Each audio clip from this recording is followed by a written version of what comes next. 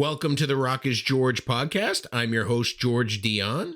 Thanks for checking us out through our main hub, anchor.fm/rockisgeorge, on one of the many podcasting platforms that we appear on, and on YouTube.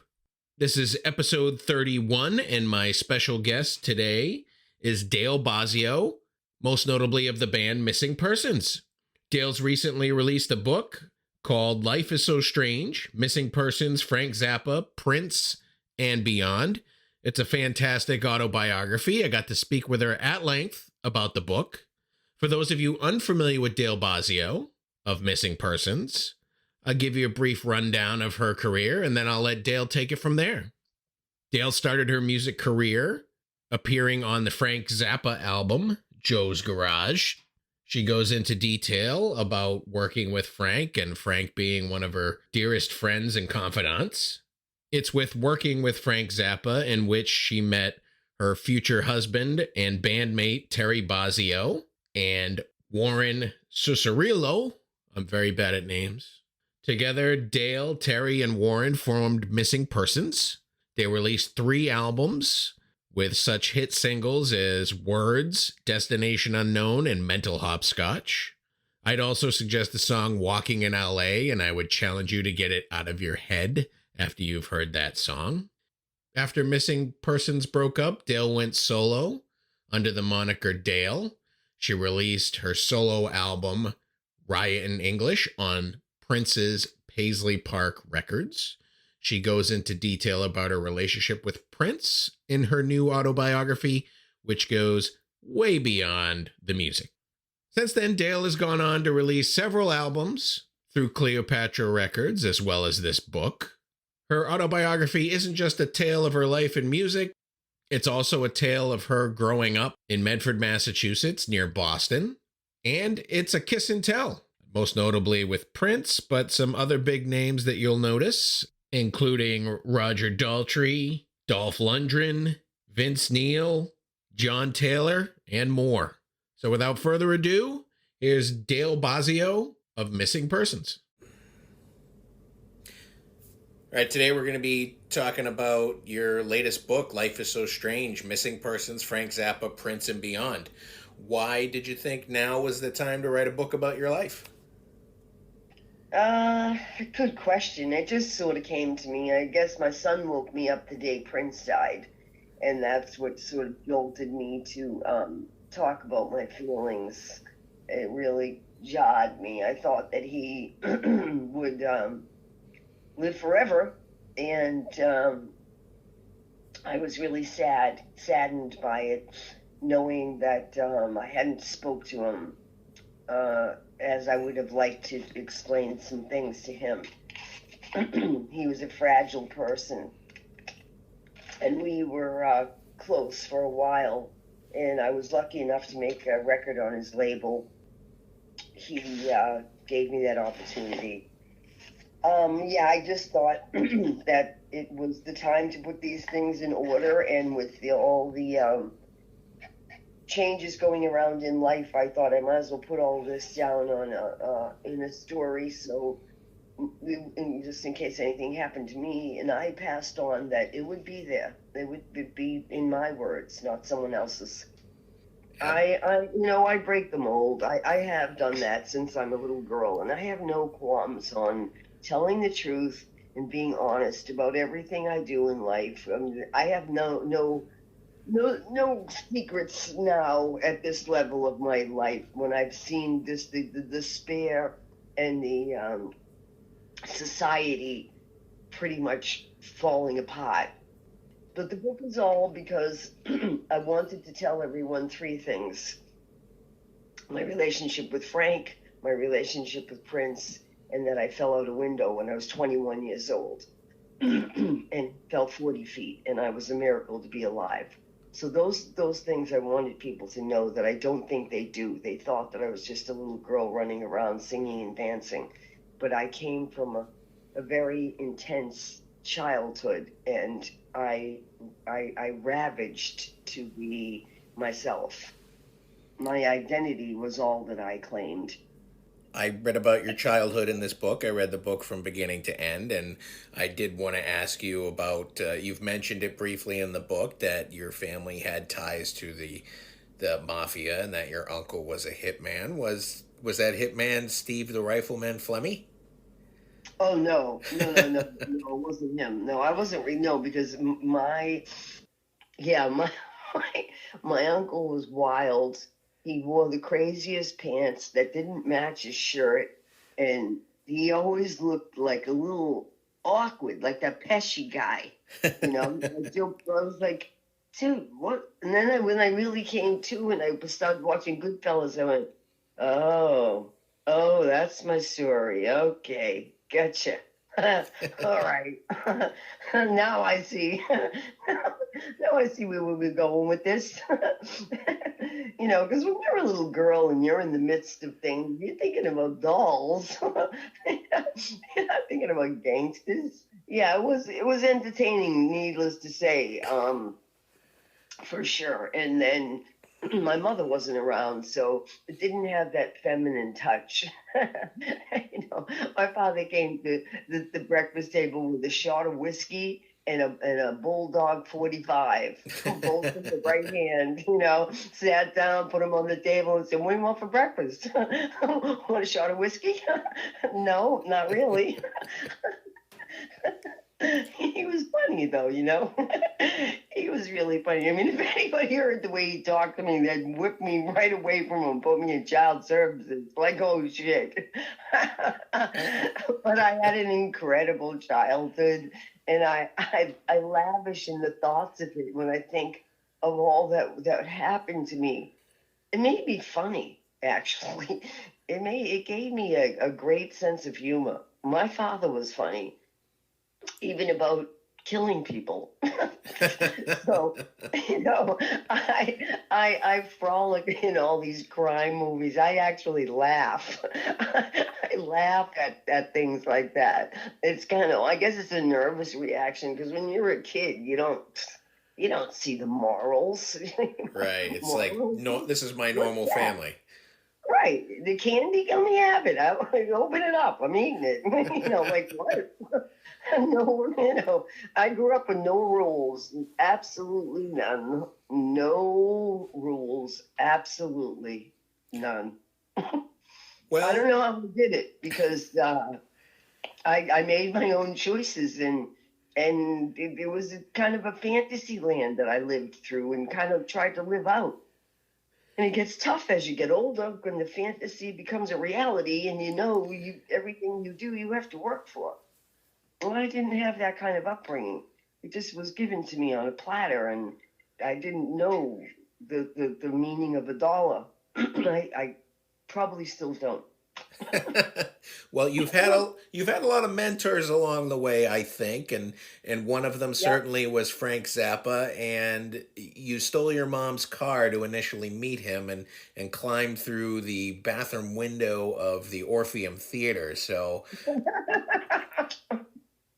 you want to tell a little bit about that story of first meeting Frank? It was 1972. Frank was playing at the Orpheum Theater, as you say, and my friend Norman was the usher at the front door. Right? They were dressed up in red coats. They had little pin lights, and they'd walk you to your seat and sit you down. It was real official. So I go. He says to me, "Don't worry, show up and I'll get you in. No problem. I'll be working there that night." I show up with my two girlfriends, Victoria and Debbie, all dressed up. We get glitter from head to toe, mini skirts on, marabou shirt. Like my hair's green, looking really wild, right? Oh God! And I show up out front, and Norman goes, "Oh, Dale, I can't get in. It's sold out. I can't do it." I go, "What? Norman, you made us come down here. We're all dressed up. We smoked that last joint. What are you talking about?" He's like, "No, I can't get you in. The only way you're getting in is you go around the side of the building, climb up to the third floor.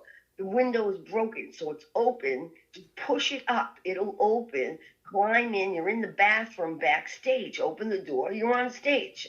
I went, "Sure. Okay." So I looked at my girlfriends. They go, "Okay, come on, let's go."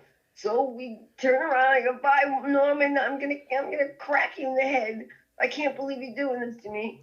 We go around the corner. We climb up the fire escape. It's three stories up. It's all rusty and crickety. And oh my God, risking our lives. And I get to the window, and the window is broken. And I push it all open, and it goes all the way up. I climb in the window.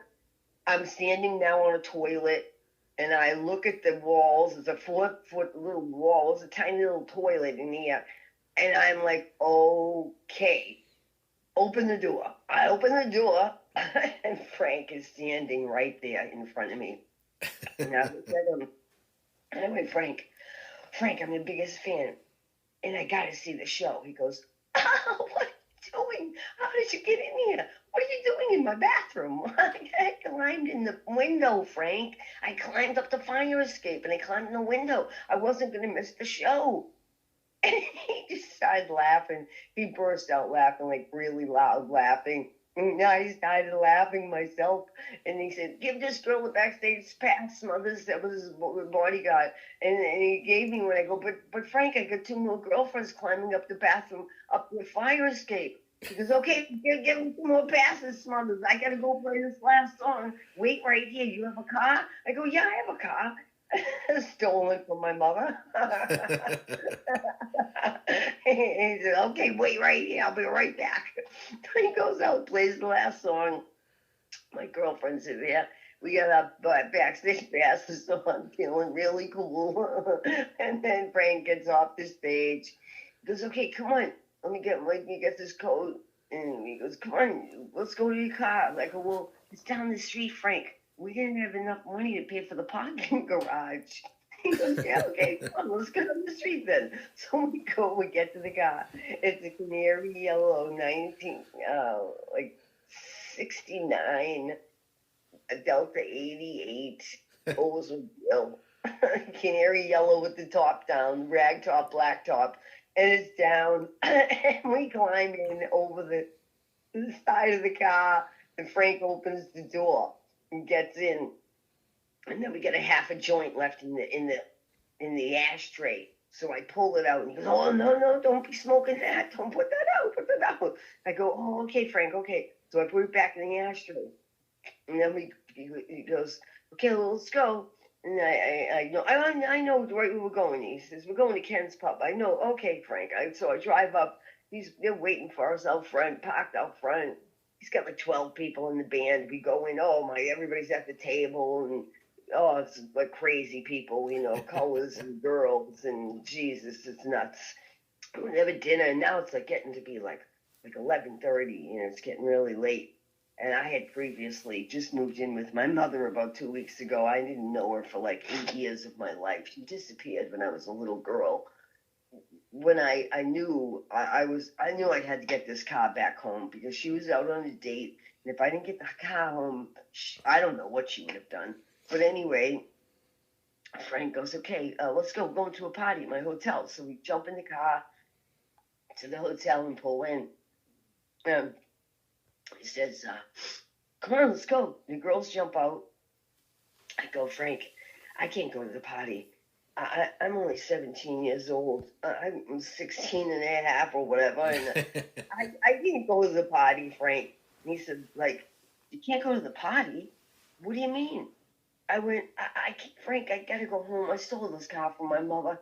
I just met her 2 weeks ago. I really can't go to the party, Frank. And he said, you're right. You can't go to the party. I said, but they're 18. They can go to the party. So he opened the door and he got out of the car. And then he came back in and he leaned in. He took me by the shoulders. He must have saw the look on my face of devastation. And he took me by the shoulders and he kissed me on the forehead. And he said, I'll see you again. And I thought, oh, sure you will, Frank. I'll never see you again. What, are you kidding me? And my girlfriends are going to the party, and I'm sitting there in shock. I'm like so in shock. And I said, okay, bye, Frank. I was so sad that day. I went home and I cried, and I told my mother I sold the car, and she was totally fine. She laughed. And I did see Frank again. And then I saw Frank for the rest of my life until he passed away. It's remarkable. It's remarkable that Frank was my friend for my whole life. So I write about him, of the things that he's done for me, and how grateful I am, and how much I love him, and how he did that with so many people. He gave us a platform. He gave us his stage. It's pretty amazing for someone to give you their stage. I know I have one. I have my own stage. And I share it with 4 incredible musicians now. Andy Sinisi on drums, Carl, who's Gatsby on guitar, and Fred Paris on keys, and Prescott Niles from the Knack. They're all my dear friends. I've played with them longer than I played with the real missing persons people. And I have an incredible band. And Frank gave me courage. He gave me courage, and he gave me strength. And he told me I had brilliant timing, and that's all I needed. It didn't matter. And he said I'd be a household word. And he created an incredible promise for me. And he delivered. He delivered. Frank was a man of his word. Absolutely. And it's clear the influence on your life that he had, from you stepping in that bathroom window all the way to appearing on Joe's Garage in 1979, and then meeting Terry Bozzio and Warren Cicerulo, where you guys formed Missing Persons back in the early 80s. You originally wanted to be a movie star, but you ended up getting into music. Absolutely. Sort of the same thing, but without being able to do the takes over again, right? Yeah, I think being a video star made up for it, Yeah, my son reminds me, you're a video star. What do you mean? That's better than a movie star. It's all you. And I guess it's true, I don't have to fake being someone else. I'm doing Dale. Absolutely, and I think that a lot of your image at the time with Missing Persons and the music videos are pretty iconic, because I knew exactly who you were. The image went in my face when somebody said Terry Bozzio of Missing Persons. The image of you in that kind of like mirrored outfit below the waist and the fishbowl bra cups. I'm like, I know exactly who that is from that video. Dead giveaway. That's funny. Yeah. Well, that's what happens when you grow up with your father who's a carpenter. I played with drills and saws and screwdrivers and hammers. So that's how that got together. Do you still have some of those outfits, or have you donated them to certain music areas? No, I have a few, but they're pretty much all got destroyed in a fire of my friend's house fire. His house burnt down, and my road case was in his garage, and it went with the thing. That's pretty funny. Interestingly enough, going through the bathroom window seemed to be repeated behavior for you, because that's how you got your music played on K-Rock back in the day, correct? I do a lot of fire escapes and bathroom windows, yeah. It's pretty funny how that added up. I know. Terry and Warren. Well, I said to them one day, I said, listen, the K-Rock thing is happening at noon. Every noon, they play new songs, new bands. I think it was on Saturday. I said, we got to go down there. I've just got to get knock on the door and get to them and give them the record. And Terry's like, listen, the normal people send the records in. They send them, and then they look at them, and I go, no. We'll never get noticed like that. You don't understand. We've got to go there. We could just literally, let's drive down there, and I'll climb up the fire escape. And of course I did. So we drove down there, and there was this huge fire escape. It goes up like 2 floors or something. And I climbed up, and I banged on the door. And just so happened, Richard Blade was going out to take a break.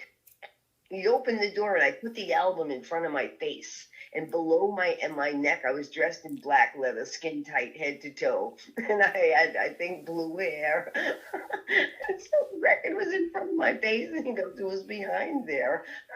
And I pull the record. I go, hi, can you play my record, please? He said, sure, come on in. And he goes, when you leave, you can go out the front door. It's pretty funny. Did this little stunt at K-Rock lead to Oh, Missing yeah. Persons record deal at Capitol? It led for us being number one. Yeah. They played the record, but they loved it. That was the thing. They loved the song, Mental Hopscotch. It was Frank Zappa's favorite song. He said, this is a song, and he was right. It went from number one, 79 to 80, and then Capitol actually gave us a refusal letter at first and said we were not the direction of the music for 1980. And I said, I think you're wrong, but let me prove it to you. So I invited the president of Capitol Records to see us play at Santa Monica Civic. We sold it out with no record deal. I think we had Weird Al and Yankovic's open in the show with like watermelons and stuff. And it was crazy, right? So we come out, we play the show. I ended up slipping on watermelon seeds, flying up in the air, run out after the show over to the weird yellow rank and say, what the fuck, dude? What, you got these watermelons over the fucking place. What are you doing? Clean this shit up. Are you out of your fucking mind? I was yelling at him really bad about him and his watermelons. And then the president of the record is calling me, he's waving me, he's calling, seeing me the curtain. And I leave from yelling at Weird Al. And I go over to the president, and he says, Dale, you have a record deal. I'll see you in my office tomorrow. Good night. And I just went, oh, thank you so much. Thank you.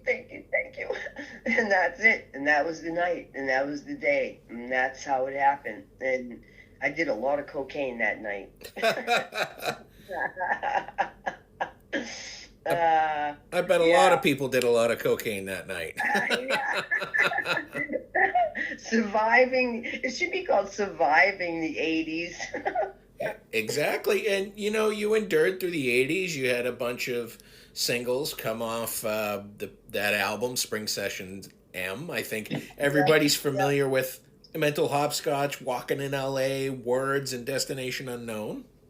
Yes, that record had a lot of singles on it, or hits or whatever, very good music, and that we should have probably put more visuals to it, but we were in a hurry to get to the second album because we had the 3-record deal with the Capitol Records, and we were really wanted to honor that. But we were eager also to make more music because that's what we thought we were after. Little hence did you know that, later on in life that there would be so much music that people would really be attracted to on Spring Session M. Absolutely. And you did record 3 albums for Capitol, and in the book, jealousy kind of got the best of, Warren and Terry, and kind of you had your internal relationship struggles as well, and probably some cocaine, as you just mentioned not too long ago. Oh, absolutely. They wanted me to go in and detox, so I did. I went to see the Sinai, and I stayed there for 2 weeks, 2.5 weeks, and then I wanted to go home. I said, look, I'm all better. I'm not going to do this cocaine anymore. And literally, I did. I left, and they were trying to get me to go back in.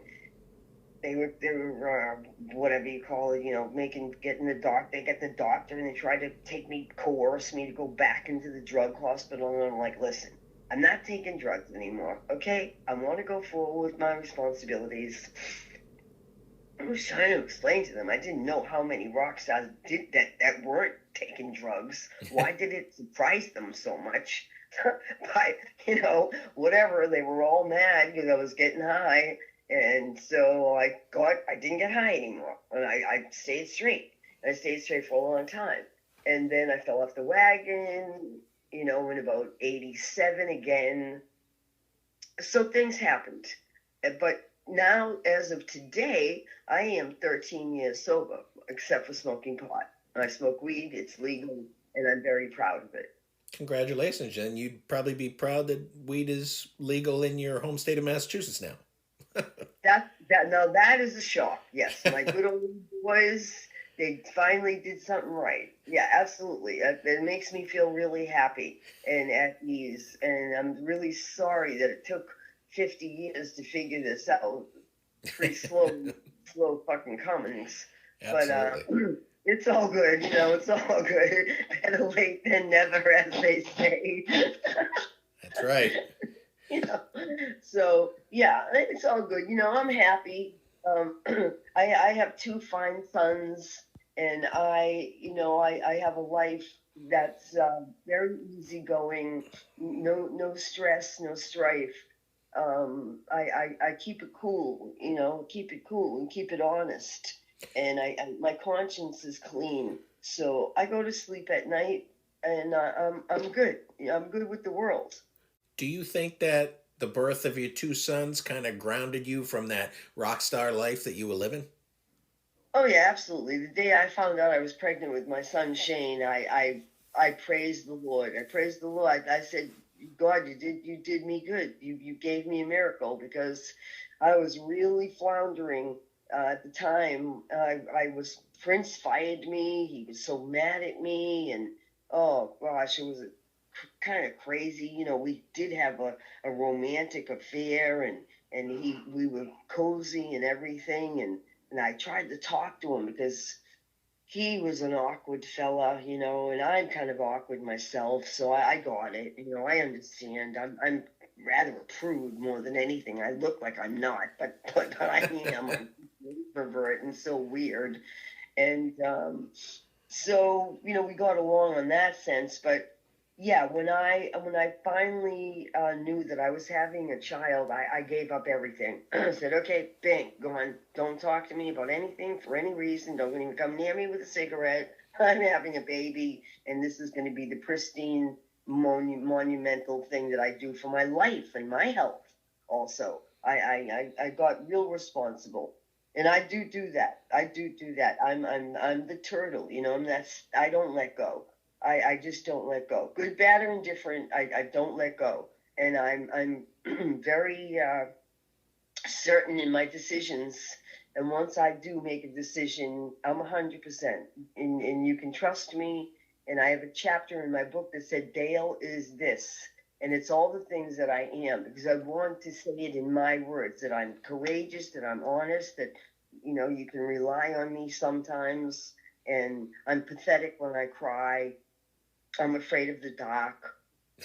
I love chocolate, stuff like that. I wanted to say all these things because people just assume, even when you just meet a person and you see them for the first time, what do? We assume their life in a nutshell. It's never that way. We're just such assuming individuals. And it's amazing that we do that, because we can only feel what we feel and how we feel. So how do we really even know what's going on? We don't read minds, and we can't feel when someone else is cold. So I don't know why we think we're so brilliant. Well, I'll tell you what I learned from your book is that Dale is a person just like everyone else. You've had some great adventures in your life that some people may not have been able to achieve, but deep down you have the same, you go through the same struggles, you have the same emotions, you kind of deal with the same crap that we all do. That's what I wanted you to know. That's what I wanted you to see. I wanted you to see the same thing. I'm living under the same cloud that everyone else is.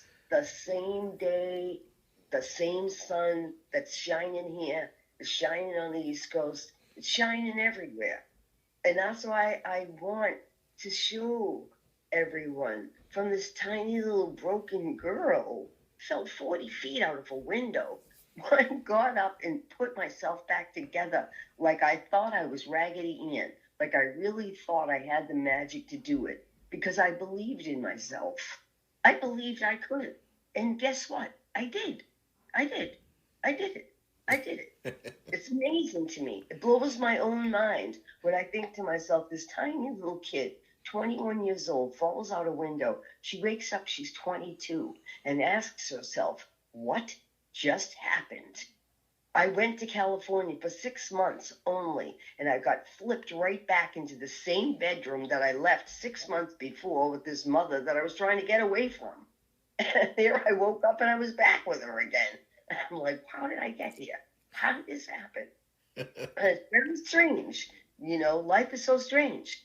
I tell you, every day I say it.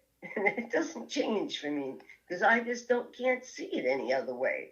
I mean, yes, it's miraculous. Yes, it's surprising. Yes, it's all these things, but it blows my mind. That's what I think. It blew my mind, and I had to regenerate all these thoughts and these feelings, these trials and tribulations, to write down all this information and remember it and rape my brain, really, really rape it to shreds to get it all down there. And you know what? The funniest thing is, I did it. I did it in a way, not the funniest thing, but the true thing about it is I did it in a way that speaks for me, right from and the help of Keith Valcourt helped keep that in my voice, which was so important to me. And I hope I broke the mold. I didn't want to say it like Jane went to school today and got an A. Jane didn't go to school today, and Jane ain't getting an A. Okay? That ain't happening. So it's not no goody two shoes. It's racy, it's true, and it's got a lot of fine people in it, mostly geniuses. I agree. This book isn't just autobiography. You really do kiss and tell. I mean, I thought so much so that some of these people might get mad. Have you heard from some of these people? It's funny. I hope they do. No, they won't get mad. No, they're all bold fellas. Why would they get mad? They're Romeos. Romeos don't get mad. They're looking for love. All of them. They're not going to get mad. No. Okay, so in that respect, I guess you don't hear a lot. You don't hear a lot about female performers being, I guess, I don't want to use the incorrect, unpolitically correct term, but you don't really hear about the female performers being the groupie seekers, I guess. Groupie seekers. Well, you don't see them as the aggressor. There you go. That's the point of matter. And I love men. I love men. I'm sorry to say, if you don't agree with me, that's okay. I'm a full-blown woman. I love men. I appreciate the woman. I was a Playboy bunny, and women are absolutely, they're the queen of Shebas to me. The woman is the reason we live. The woman gives birth. I mean, I genuflect to the woman. I greatly that I am one, and I love men. I don't know how else to put it.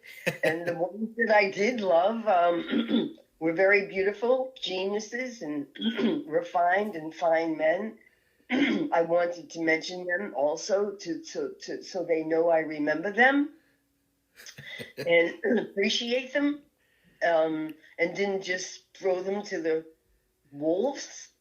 I think that was really from the kindness of my heart to say that we frolicked and it was okay that I lost them. I'm okay. I'm okay now. It takes time to get over your loves and your lost ones. And, when you're in love, you think you can cure the woes of the world. Love takes you on a magical blanket for a ride, and hope you don't get turned off. That's all. Because I just see it as the ride, and then bang, bang, to the ground goes the blanket. Your magic blanket just boom. So, I'm very visual in my thoughts and the things I do, and I think twice about making a decision but when I do, I'm wholehearted. And so that's how I go on now too, with all of the things that I've done. And I hope I do get repercussions from the book. Maybe some of those boys will wake up and say, hey, Dale, I do love you. I did love you. And I love you today. And that's what I want them to do. I want them all to say that to me and say, I love you, Dale. And it's okay. It's okay to move on in life. We all do. Time doesn't wait for anyone. It didn't wait for me, and it won't. It won't wait for you. But it's okay, and it's a good thing to share your love as you go along the way, and be honest with the ones that you are with now. To say that who and what you did, and be grateful and in the honor. That's all. I just want to say thank you, really. And also to Terry Bozzio. I think he's one of the greatest drummers in the world. And Warren Cucurullo is the maestro master. He's the master of melodies. Unbelievable, incredible tone on that guitar. And my Chuck Wild, the genius keyboard wizard that he is, who still goes and makes all his records. And Patrick O'Hearn slamming motherfucker on bass. You can't find people like that in this day. And Frank picked those people. He picked them. He picked them for me. And now I think about it all and I say, wow, what a lucky girl. What a lucky girl that girl Dale is. What a lucky girl. Really. And I'm so grateful. I'm so grateful. It makes me cry to know that those were my friends. And what I shared with them is there in the world as an imprint, and you will not you will not avoid it. It will pass your path sometime in your life. My music, it just will. Between Frank Zappa, Missing Persons, and Prince, I'm a noticeable one. Absolutely. And you mentioned in your book that you tried, reuniting missing persons with Warren and Terry, and things didn't work out. And I don't want to give out too much on that. But now with having the pandemic pass through, I think that a lot of people are like feeling, like their lives, they want to kind of make right on their lives and stuff like that. So I was wondering if it's still impossible for the original missing persons to kind of make something happen at some point. I've been talking in my sleep for 10 years now, and Terry and Warren, they don't hear me. They do not hear me. I can't speak for them because I don't know why they don't want to talk to me. But even my own real band would step aside and say, oh my God, the real missing people are going to be here. It would be a monumental feat, but I don't really think I have the time and strength and energy. I don't have 10 years left to look for them anymore. Okay. I've done my best, with them, and I've let them go. Okay, that's fair enough. Yeah. Your current... I love them. I love them. I say it right here. Terry, there's nobody like Terry. There's nobody like them. But I've let them go, and I think that's more to love, to free your heart. There's more to love than just keeping someone to yourself.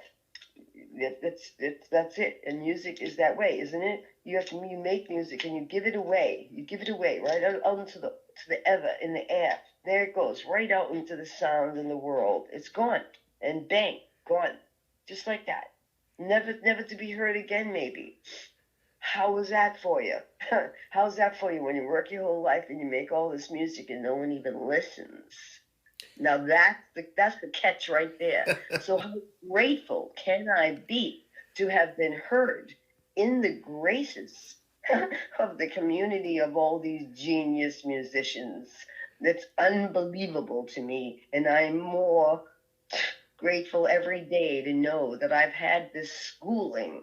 It makes me go on and do more courageous things, you see. So now I'm going to make a movie, and I'm going to make a new soundtrack, my own soundtrack to my own movie. I mean, what's cooler than that? I'm going to do it myself.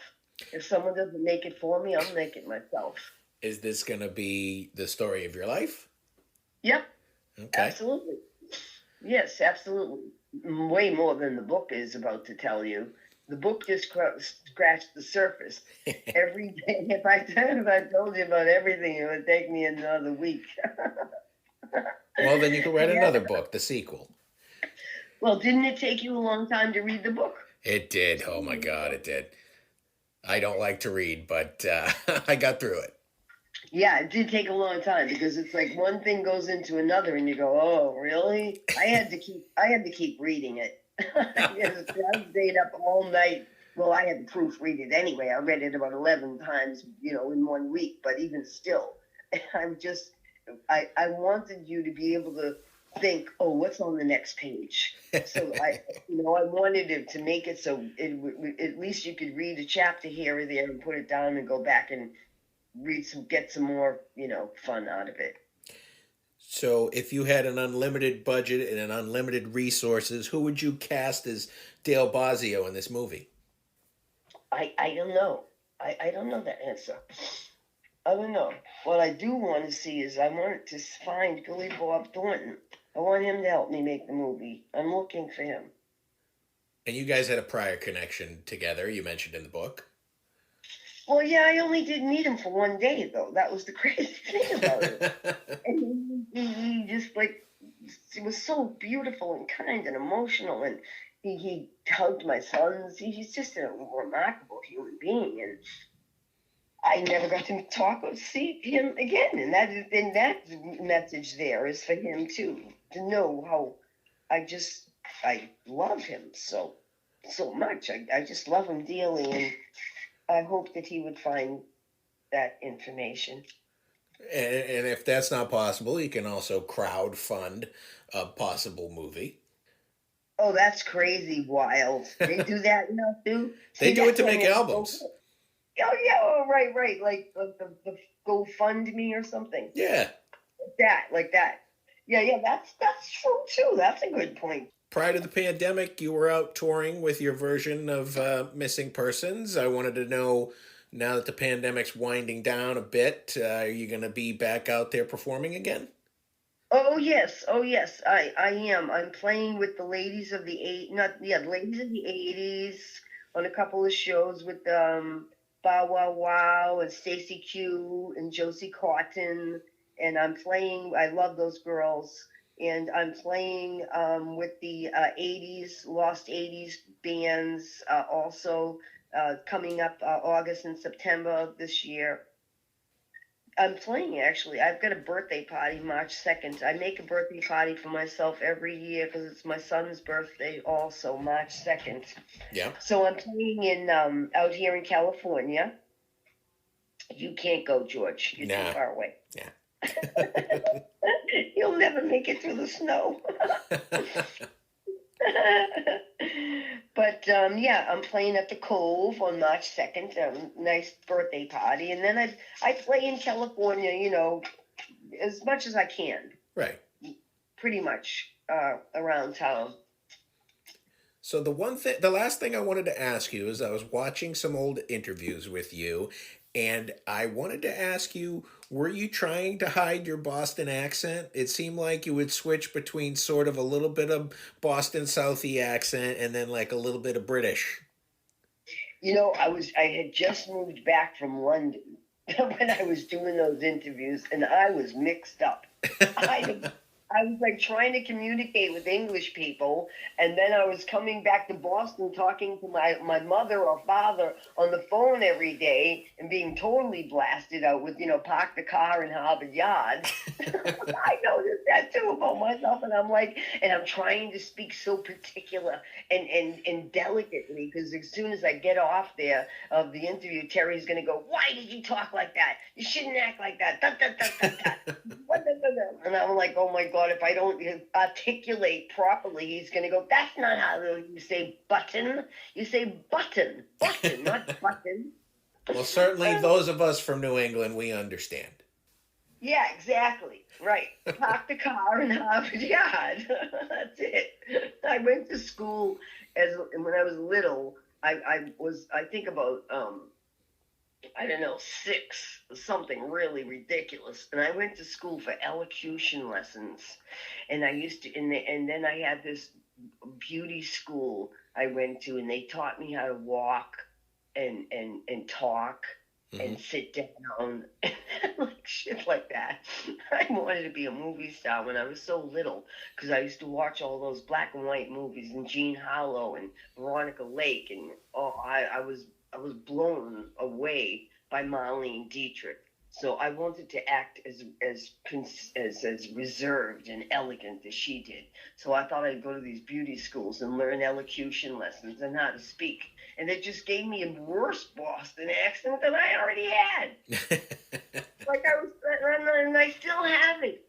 Like I talk to people here in California when I'm even at the market, and they're like, "Where are you from?" Where, I'm asking for like the butter. Where's the butter? And they're like, the what? The what? I'm like, oh, the butter. That's it, the butter. I'm like, oh boy, really? Yeah. And when I try to talk to my phone, forget about it. Oh yeah. I can't talk to Sirius. She'd take me to south of France. You can take the girl out of Boston, but you can't take Boston out of the girl. Boston out of the girl. And I'm very proud of it. I love Boston. I love Medford. It's my favorite place in the whole world. Boston, that's it. I can't wait to go to the East Coast. I wanted to move back so bad, but I'm completely sucked into California. But, it's okay. The last thing I will say to you is I really appreciate you, George, for listening to all my rhetoric, and you made me think about a lot of funny things. But Frank is buried in Westwood, in the Westwood Cemetery, in an unmarked grave. Yeah. By a big oak tree. And I go and see him, and I tell him, Frank, I did this. Frank, I did that. And so I'm going to go see him now, and I'm going to tell him, I've been talking about you, Frank, and then talking about you everywhere.